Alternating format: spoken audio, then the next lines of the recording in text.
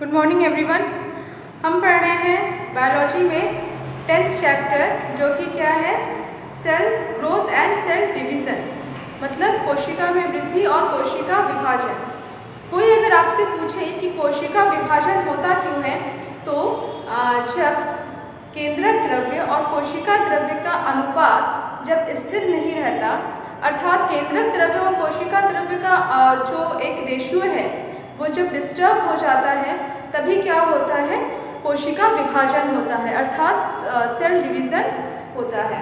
ठीक, फिर मैंने आपको बताया था कि ये जो सेल डिवीज़न होता है वो दो चक्रों में होता है, मतलब वो एक चक्र में होता है जिसमें कि दो अवस्थाएं होती हैं। तो कोशिका विभाजन में वो दो अवस्थाएं कौन सी होती हैं? पहले को मैंने लिखा है आई से हम रिप्रेजेंट करते हैं किसको, इंटरफेस को, और यहाँ पे दूसरे को मैंने लिखा है एम से यहाँ पे क्या होता है, एम फेस जिसको हम बोलते हैं। ठीक है, अब यहाँ पे देखो, यहाँ पे एक मैंने डायग्राम को बनाया है, तो इस डायग्राम के द्वारा मैं क्या बताना आप लोगों को चाहती हूँ, ये एक सेल है, कोशिका है। ये कोशिका, इसको जब विभाजित होना होता है तो विभाजित होने के लिए पहले इस कोशिका में वृद्धि होती है। आपने 9th और 10th क्लास में पढ़ा होगा कि कोशिका के अंदर बहुत सारे कोशिकांग पाए जाते हैं। इसके साथ ही साथ कोशिका के अंदर केंद्रक भी पाया जाता है, और केंद्रक के अंदर गुणसूत्र पाए जाते हैं, क्रोमेटिन थ्रेड के रूप में केंद्रिका पाई जाती है। ठीक है, और अगर कोशिका में पाए जाने वाले अंगों के मैं अगर आपको नाम बताऊं तो माइटोकॉन्ड्रिया है, क्लोरोप्लास्ट है, एंडोप्लाज्मिक रेटिकुलम है, राइबोसोम है। ठीक, उसके बाद फिर गोल्जी काय है। तो इसी तरह से बहुत सारे कोशिकांग जो होते हैं कोशिका के अंदर उपस्थित रहते हैं, रितिका भी होती है। तो सबसे पहले जब कोशिका में विभाजन होना होता है तो क्या होता है, ये सारे कोशिकाओं की संख्या भी डबल होती है, बढ़ जाती है। साथ ही साथ कोशिका में जितनी भी प्रोटीन उपस्थित होता है, हार्मोन्स उपस्थित होते हैं, गुणसूत्र में जो डीएनए आरएनए जो होता है वो भी अपनी मात्रा को डबल करता है। डबल करेगा तभी तो एक पेरेंट सेल से जब दो डॉटर सेल का निर्माण होगा, तभी तो उसमें इक्वल मात्रा में किसी भी चीज़ की शेयरिंग हो पाएगी।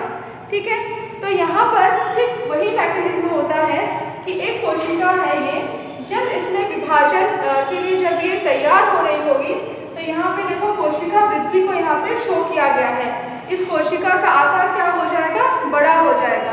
कोशिका के आकार बड़े होने का मतलब क्या है कि कोशिका के अंदर जितने भी कोशिकांग पाए जाते हैं उसकी संख्या डबल हो जाएगी। कोशिका द्रव्य की संख्या में भी वृद्धि होगी, केंद्रक द्रव्य में भी क्या होगा, वृद्धि होगा। तो उस वृद्धि को हम किससे, इंटरफेस से प्रदर्शित करते हैं। तो यहाँ पे क्या होता है, कोशिका के अंदर कोशिका की संख्या क्या हो जाएगी, डबल हो जाएगा। दैट मीन्स कोशिका द्रव्य में उसमें क्या हो जाएगा, वृद्धि हो जाएगा, केंद्रक द्रव्य में भी क्या होगी, वृद्धि होगी, और ये कोशिका का आकार क्या होगा, बड़ा हो जाएगा। अर्थात इंटरफेस में क्या होता है, कोशिका अपने को विभाजन के लिए तैयार करती है, अपने अंदर सब चीज़ की मात्रा को बढ़ाती है। ठीक, जब ये कोशिका बड़ी हो जाएगी तो बड़ी होने के बाद ये जो कोशिका है अब ये विभाजन के लिए तैयार होगी। तो विभाजन के लिए तैयार होने पे फिर क्या होगा, इसमें एम फेज में ये जाएगी, और एम फेज का मतलब है कि अब इसमें डिवीजन होगा और डिवाइड करके ये दो डॉटर सेल बना लेंगे। ठीक, अब ये भी क्या होगा, अब यहाँ पे क्या हो गया, दो डॉटर सेल का निर्माण किया गया है। ये भी डॉटर सेल, ये भी क्या होगी, जब ये आई फेज में जाएगी, तो आई फेज में जाने का मतलब ये है कि कोशिका अपने आप को विभाजन के लिए तैयार करती है, कोशिकाओं की संख्या को बढ़ाएगी, कोशिका द्रव्य को बढ़ाएगी, केंद्रक द्रव्य को वो बढ़ाएगी, और बढ़ाने के बाद देखो इस कोशिका का आकार बढ़ के फिर से ये कितना हो गया है, इतना बड़ा हो गया है। इस दैट क्लियर हो रहा है। और फिर जब ये एम फेज में फिर से ये प्रवेश करेगी, तो एम फेज में जाने के बाद क्या होगा, फिर से ये दो डॉटर सेल्स में ये कन्वर्ट हो जाएगी। तो इसमें आपको देखने को मिल क्या रहा है, आई फेज और आ रहा है। आई फेज में कोशिका की मतलब जो कोशिका का साइज है वो बड़ा हो जा रहा है। जब कोशिका का साइज बड़ा हो जा रहा है तो कोशिका एम फेज में जा रही है और डिवाइड हो जा रही है।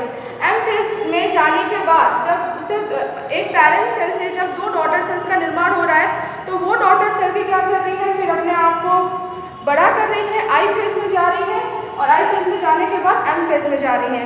आई फेज आ रहा है, फिर एम फेज आ रहा है, फिर आई फेज आ रहा है, फिर एम फेज आ रहा है। तो इस तरह से एक चक्र चल रहा है, एक साइकिल चल रहा है, आई के बाद एम के बाद आई के बाद एम।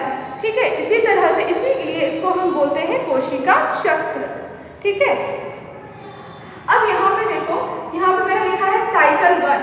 साइकिल 1 कहाँ से कहाँ तक, मतलब चक्र एक आई फेज से दूसरे एम फेज में, मतलब एक आई फेज ये कोशिका है, इसको एम फेज में पहुंचने में जितना समय लगा उसको हम कोशिका का एक चक्र बोलेंगे। फिर एक एम फेज से दूसरे एम फेज में पहुंचने में जितना एक कोशिका को समय लगा उसको हम साइकिल नंबर 2 बोलेंगे। ठीक, अब इसके बाद है कि जिसको हम बार बार आई फेज बोल रहे हैं, मतलब जिसको हम बार बार इंटरफेज बोल रहे हैं, वो इंटरफेज भी अपने अंदर, उसके अंदर भी बहुत सारे साइकिल्स होते हैं। वो कौन कौन से, G1, S और G2। ठीक है, मतलब इंटरफेस को हम 3 चरणों में डिवाइड कर सकते हैं, G1 फेज, S फेज और G2 फेज। इंटरफेस को हम 3 चरणों में विभाजित कर सकते हैं। ठीक, G1 फेज में क्या होता है, synthesis of RNA and protein. मतलब इसमें क्या होगा, RNA का संश्लेषण होगा और डिफरेंट टाइप के प्रोटीन्स का भी फॉर्मेशन होगा। साथ ही साथ कोशिका में जितने भी कोशिकाएं पाए जाते हैं वो सभी क्या करेंगे, अपनी संख्या को बढ़ाने का काम उनके द्वारा भी किया जाएगा। अब उसके बाद फिर G1 फेज के बाद आता है S फेज आता है। S फेज आपको याद रखना है क्योंकि डीएनए का रेप्लिकेशन S फेज में ही होता है, इसको हम सिंथेसिस फेज भी बोलते हैं। और डीएनए का रेप्लिकेशन किसमें होता है, S फेज में होता है। साथ ही साथ सेंट्रियोल का भी डुप्लीकेशन होगा और हिस्टोन प्रोटीन का सिंथेसिस जो होगा वो S फेज में ही होगा। थोड़ा सा दिमाग में आप कंफ्यूज हो रहे होंगे कि डीएनए रेप्लिकेशन मतलब क्या होता है। डीएनए रेप्लिकेशन मतलब होता है डीएनए की कॉपी बनना। जैसे आपका या हम लोग के कोशिका में जो केंद्रक है, केंद्रक के अंदर डीएनए कुछ इस फॉर्म में पाया जाता है। ठीक है, इस डीएनए से इसकी एक कॉपी और बन जाना, इस तरह से ये बन गया ना, ये हमारे में था और इससे क्या हुआ, ये बना 1' बना। तो इसी को हम बोलते हैं डीएनए रेप्लिकेशन। आप कभी ज़ेरॉक्स की दुकान पे ज़ेरॉक्स करवाने के लिए तो आप जाते ही होंगे। तो जब आप ज़ेरॉक्स करवाने के लिए जाते हो तो वहाँ पे जो ज़ेरॉक्स मशीन, फोटोकॉपी की जो मशीन रखी होती है, वो क्या करता है, आपके जो भी आपको फोटोकॉपी जिस भी पेज का करवाना है बिल्कुल सेम उसी तरह से लिखा हुआ दूसरा पेज आपको ला के दे देता है। तो वही कुछ बोलते हैं हम डीएनए रेप्लिकेशन को। सेंट्रियोल डुप्लीकेशन का मतलब क्या होता है, सेंट्रियोल डुप्लीकेशन का मतलब ये होता है जिसको हम बोलते हैं तारक काय। ठीक है, तारक काय जो कोशिका द्रव्य में पाया जाता है वो भी क्या होता है, उससे आप देखोगे आगे कि तारक काय से क्या बनेंगे, उससे आपके पतले पतले तंतुओं का निर्माण होगा और तंतु क्या करेंगे, एम फेज में अपनी भूमिका को निभाते हैं। तो उसका भी यहाँ पे डुप्लीकेशन होता है, मतलब डबल हो जाता है। और हिस्टोन प्रोटीन हेल्प करता है डीएनए को बाइंड करने में। ठीक है, अब आपको जो ये डीएनए इस तरह से लड़ीनुमा संरचना जो आपको डीएनए की दिखाई दे रही है, ये हिस्टोन प्रोटीन की वजह से डीएनए एक दूसरे के ऊपर क्या करते हैं, एक लड़ीनुमा एक संरचना का निर्माण करते हैं। जीवाणुओं में या जो प्रोकैरियोटिक कोशिका वाले जो जीव होते हैं उसमें यही हिस्टोन प्रोटीन नहीं पाया जाता है, जिसकी वजह से उनमें जो डीएनए जो पाया जाता है वो उसमें कॉइलिंग नहीं हो पाती है। ठीक, तो एस फेज में क्या होगा, बहुत इंपॉर्टेंट है, इसको आप याद रखना। डीएनए का रेप्लिकेशन होगा, सेंट्रियोल का डुप्लीकेशन होगा और हिस्टोन प्रोटीन का यहाँ पे सिंथेसिस किया जाएगा। इसके अलावा एक तीसरा फेज होता है जिसको हम बोलते हैं G2 फेज। G2 फेज में कुछ ऐसे प्रोटीन्स का वहाँ पे सिंथेसिस की प्रक्रिया होगी, कुछ ऐसे प्रोटीन को G2 फेज में बनाया जाएगा जो कि G1 फेज में बनने से रह गए हैं, या देखा जाता है G2 फेज में ये सारी बातें कि अभी कौन कौन सी चीज़ें और तैयार होनी बाकी हैं। जैसे आप सोचो कि आपके घर में एक शादी है, ठीक है, और शादी में अधिकांश चीज़ें, और शादी को आपने 3 चरणों में डिवाइड किया है, G1, S और G2 फेज। G1 फेज में आपने बहुत सारी तैयारियां आपने कर ली है, ठीक है, और S फेज में जो मेन जो तैयारी होती है, फॉर एग्जांपल जैसे माला वाला जो भी खरीदना होता है शादी के लिए, वो सब आपने खरीद लिया है। तीसरी G2 फेज में आप ये सोचोगे कि अब और क्या रह गया है, ठीक है। मतलब ऐसा तो कुछ है नहीं कि कुछ भी मतलब कुछ भी खरीदने से कुछ भी ऐसा हो कि कुछ भी बाकी रह गया है। तो वही चीज़ है कि सेल डिवीज़न भी कुछ इसी तरह का और कुछ रूल यहाँ पे फॉलो किया जाता है कि ये देखा जाता है G2 फेज में कि कहीं कुछ ऐसा तो नहीं है जो G1 फेज में रह गया है। तो वो अगर कोई ऐसा ऑर्गेनेल्स है जो बनने से रह गया है, या कोई प्रोटीन का निर्माण है जिसका निर्माण अभी नहीं हुआ है, तो उसका यहाँ पर निर्माण G2 फेज में कर लिया जाता है, ठीक। उसके बाद एक और फेज आता है जिसको बोलते हैं G0 फेज। G0 फेज मतलब क्या होता है, कुछ ऐसे सेल्स होते हैं जो कि अब सेल डिवीजन शो नहीं करते हैं। फॉर एग्जाम्पल हम एक चरमो अवस्था की तरफ पहुंच चुके हैं। हमारे में जो कोशिकाएं उपस्थित हैं वो फर्दर डिवाइड नहीं कर रही हैं। अर्थात मतलब क्या है, क्या हम मर चुके हैं? नहीं। क्या होता है, हमारे बॉडी में हुआ क्या है, या कुछ ऐसे सेल्स होती हैं जो कि अब डिवीजन शो नहीं करती हैं। तो G1 फेज के बाद मतलब ये चीज़ होता है कि G1 फेज उनमें आता है, मतलब इंटरफेज में ही हमारे सारे सेल्स हैं। और G1 फेज के बाद वो जो सेल्स है मेटाबॉलिकली तो वो एक्टिव रहती हैं, मतलब उनमें उपापचय की तो सारी क्रियाएं होती हैं। एक सेल के अंदर, एक जीवित कोशिका के अंदर जितनी भी सारी क्रियाएं होनी चाहिए वो सारी क्रियाएं तो इसमें होती हैं, लेकिन वो सेल डिवीजन क्या होता है, उसमें सेल डिवीजन इनएक्टिव होता है। मतलब वो जो सेल्स होती हैं वो डिवाइड नहीं कर सकती हैं।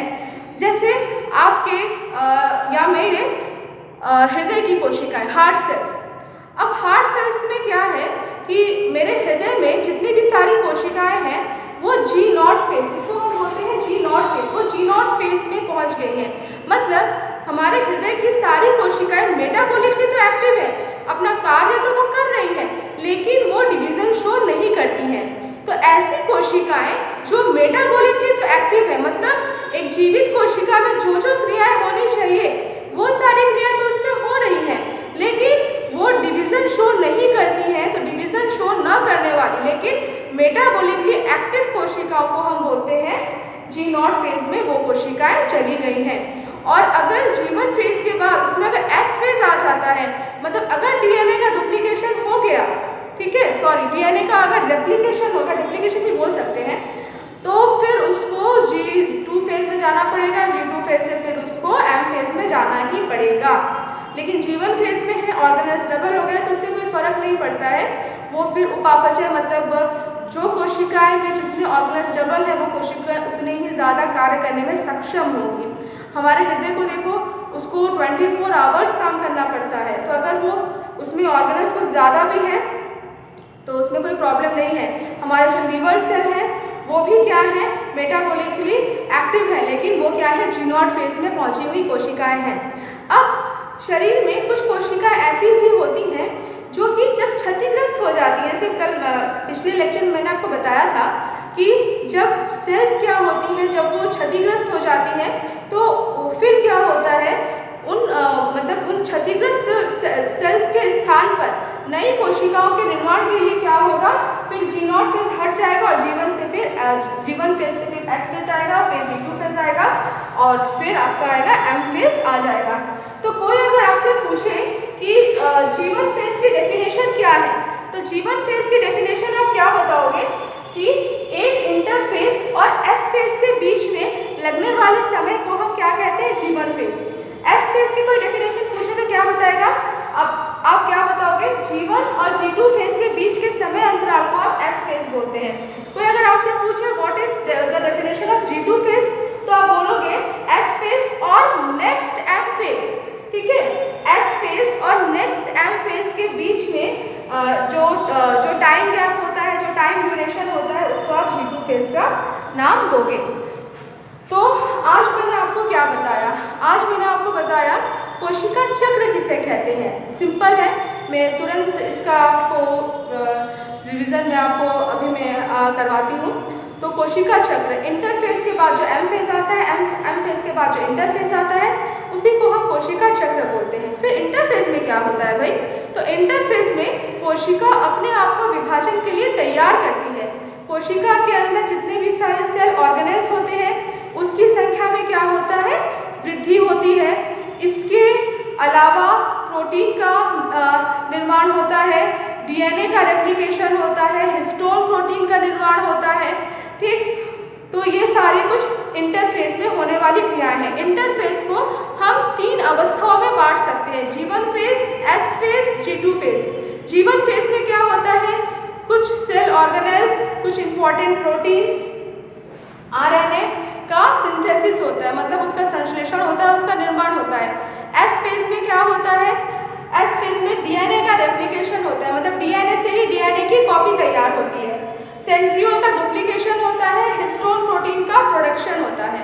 ठीक, उसके बाद अगर G2 फेज में क्या होता है कि अगर कुछ चीज़ संश्लेषण के लिए, सिंथेसिस के लिए अगर कोई चीज़ बाकी रह गया है, तो उसका भी फॉर्मेशन क्या होगा? G2 फेज में हो जाएगा।